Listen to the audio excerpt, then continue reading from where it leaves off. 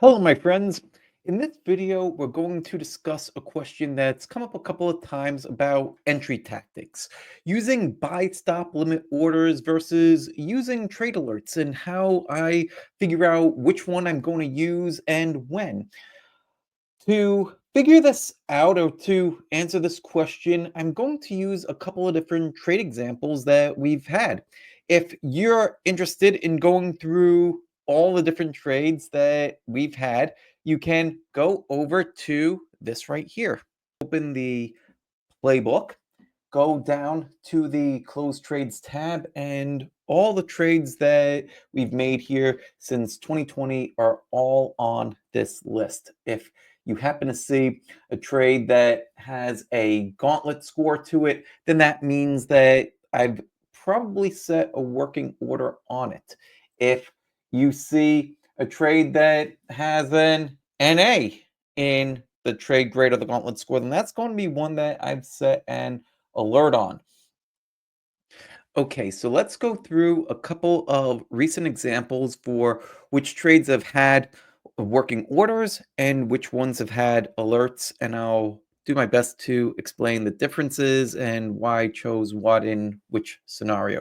Before we even hop into the working order and the alert, I want to let you know that we're always starting from the same place, meaning we've already screened all the stocks in the stock market down to the universe list. We've gone through the universe list, found which ones are setting up in high quality patterns, and they've made it on their way as candidates to potentially be on the action list. And it's when I'm going through each stock on the action list, that's when I'm starting to figure out, okay, am I going to place a working order for this one? Am I going to place an alert for that one? All right. So that said, let's hop into one of the charts here. So we'll start with Reddit. Reddit was one of the biggest trades that I had all year. In fact, I actually think that is the biggest trade that I had all year. And this is one that I set a working order for. Now, the reason why it was a candidate for a working order, the first thing that it had to do was have confluence around both the entry and the stop. Meaning, if I'm on here, I'm looking at the daily chart of Reddit, and we are back in September of 2024. Price had made this cup with handle pattern. It had traced it out very nicely, and there was confluence around both the entry and the stop, multiple time frame confluence. So if I expand the charts here and we come back over and look at the weekly chart of this trade, you'll see that, oh, price was actually getting the above the weekly high from that prior week. Here's what was going on with Reddit at the time.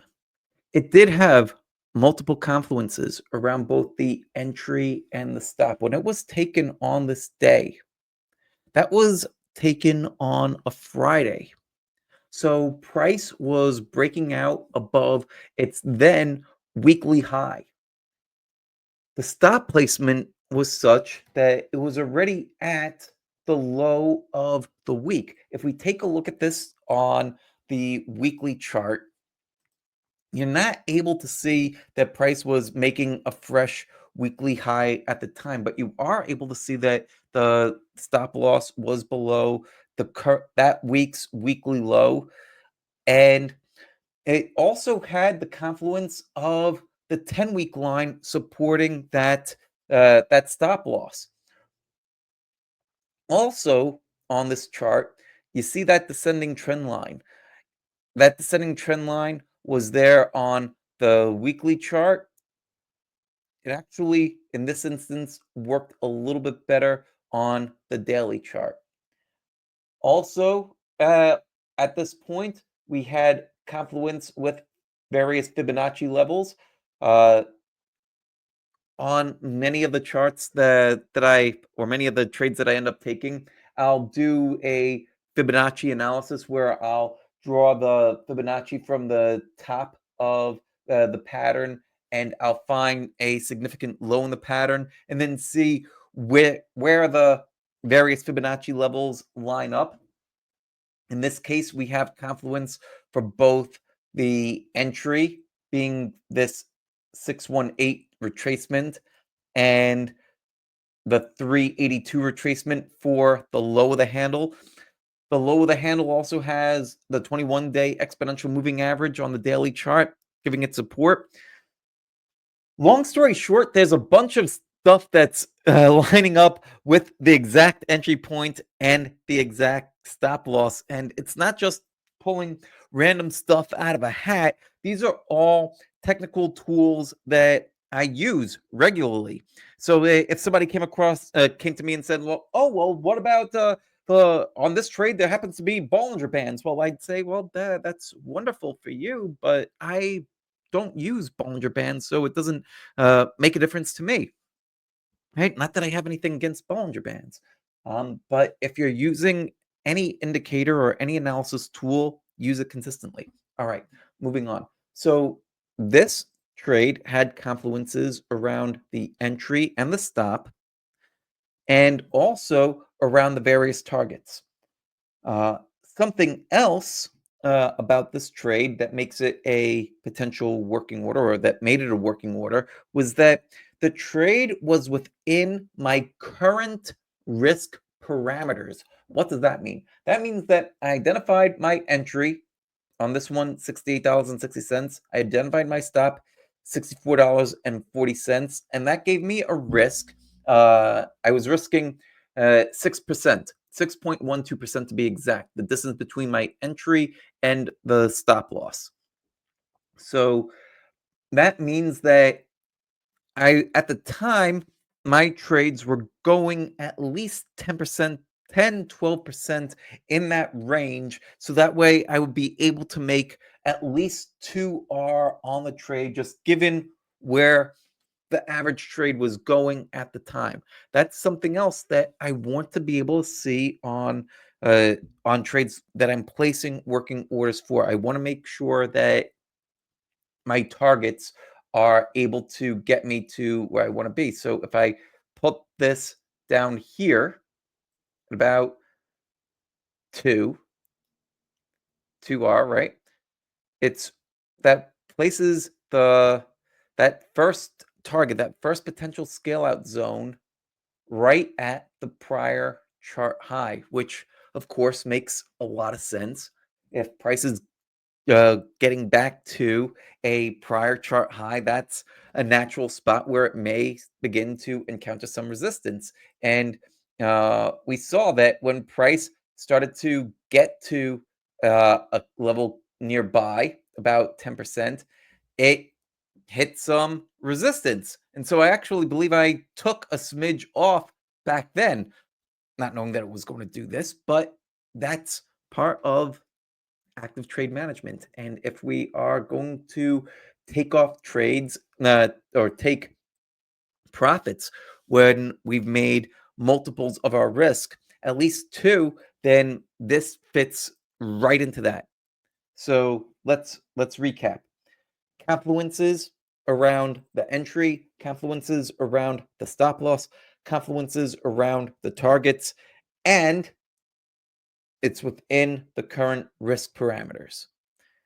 Meaning that if I'm able to get to 2R with uh, with the current setup, let's just say that we're in a scenario where the market's very choppy, we're not making much headway, and that my risk should be about maybe 4%, then this trade wouldn't be a working order. And the reason why is because it falls outside of what I'm able to make. If my trades are only going about, say, 8%, then I can't risk 6% because now my reward to risk ratio is off, and that starts to skew the equity curve, and you don't really get the kind of traction that you need. So all those things need to be in place in order to set a trade as a working order. And then, of course, if I am going to set a trade as a working order, I want it to pass the trade gauntlet. Here's a quick look at the trade gauntlet. You come over to marawealth.com, you go over to tools, you click on trade gauntlet calculator. Any trade that I'm even thinking of putting a working order on has to jump through all these hoops here. Once they do, it generates a score. And if it scores above a 7, then I'm willing to place a working order for it. If it does not, then I will set an alert for that trade. So let's talk about trade alerts. Now, here's a trade that I set trade alerts for. This trade in Tesla. In fact, I had gotten in right about here and had a stop loss set right around here. And we were in this trade for the bulk of the move, selling out into strength and then selling the remaining portion on this day here on December the 18th. Now, you might be saying to yourself, well, this looks like a pretty nice looking VCP. I would agree. That's why I traded it. But the reason why I set an alert on this one instead of setting a working order is the following. If I take a look at the stop placement on this one, I had a very tight stop. In fact, let's go back over to the closed trades and see exactly where it was. So in this instance, my stop was at 347.90.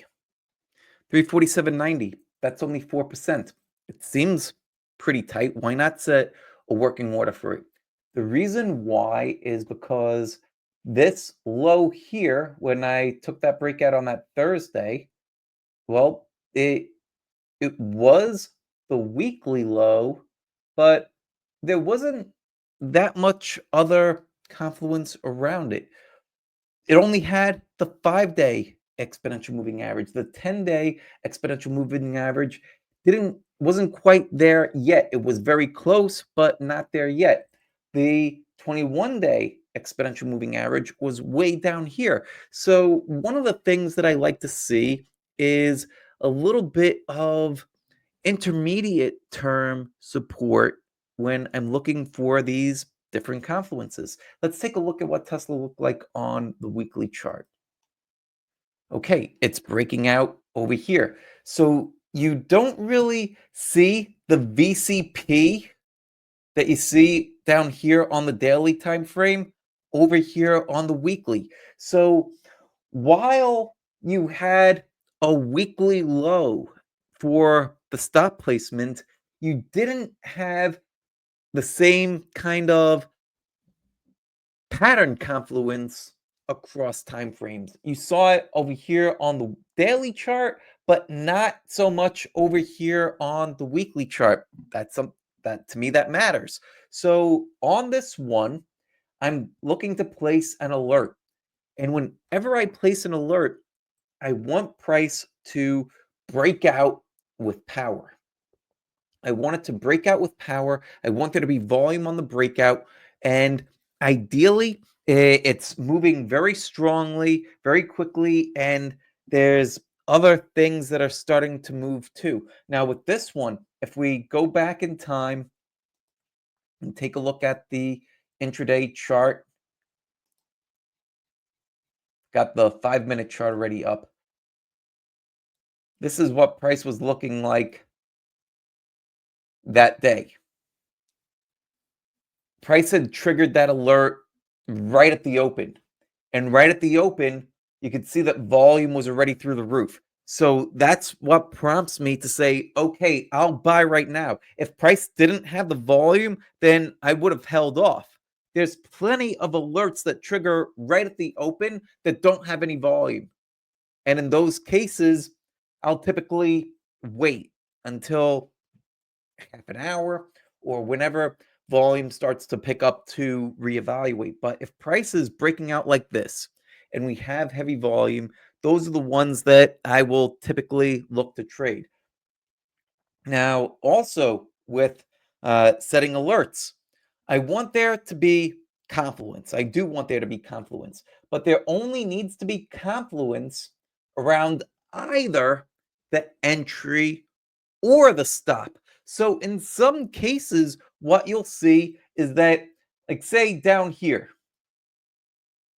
right? This was another Tesla trade price pulling back to the 21-day exponential moving average, and then it's able to pop out, right? I believe that that was election day, and then this is the day after election day. So right here, you have multiple time frame confluence for the stop loss. Price had pulled back all the way to the 21-day exponential moving average, to the 50-day moving average. You just shook out below the low of the gap, and with price breaking back above that descending trend line, you didn't quite have multi time frame confluence for the breakout yet, but you did have multi-time frame confluence for the stop. You didn't have it for the entry, just the stop.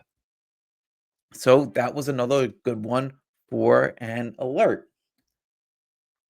Yes, Tesla was traded on November the 7th.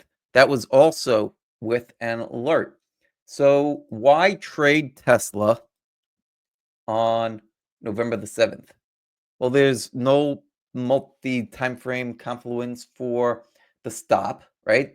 Price had gapped up. And you can use the low of the gap as a stop, but you don't have this that bar uh, making any kind of sense on the weekly time frame. So if I'm going to place a trade for it, better to place an alert, see how price is moving up through the gap, and then make an assessment of, okay, do I want to enter this trade here or not? And what kind of stop placements am I able to get on that day? Let's go back in time and take a look at that trade. So that was all the way back here. And let's put this onto a 30-minute chart. Right? So there's the gap up. Here's the open of the next day.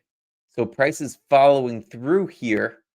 You're able to have a fairly tight stop. You could place your stop right below here, or even tighten it up fairly quickly at this point because price is following through. And if price is following through, it should not retrace back down. When setting alerts, I want there to be confluence around either the entry or the stop. The risk on the trade might be outside what I'm looking for, but it could potentially tighten up intraday like it would have here, right? In this case, the risk started out as almost 5%. With price action following through very quickly, we're able to tighten the stop up to only 2% and not get shaken out of it. And the reason why it's not an appropriate place to raise the stop is because price action had pulled back, and then it started out here, this bar, with a positive outside reversal bar, closing at the top of its range, following through, and then holding that level. That's what allows us to raise the stop fairly quickly, because if price is already up here, it shouldn't then retrace, test these lows, and then rebound. We're actually better off in many instances getting the stop up fairly quickly. But that's a topic for another video. The main thing with this one is that setting the alert is because we don't have multiple time frame confluence for the stop loss. We only had it for the entry. It was the high of the day, high of the week. Okay, so let's review. The difference between stocks that I will set a working order for versus ones that I will set a trade alert for are as follows. Number one, confluence around the entry, stop, and target. Number two, I wanted to trade within my current risk parameters. That's what I want to see for working orders. For stocks that I'm going to place alerts for, they need to have confluence around the entry or the stop. They might also fall outside of my current risk parameters, but I'm willing to set an alert because they could develop a closer area, a tighter area intraday that will allow me to get in that trade with good sizing. I hope this makes sense. Please send in your questions if you have any questions, and you know I'm here to help. Take care, much love, and God bless.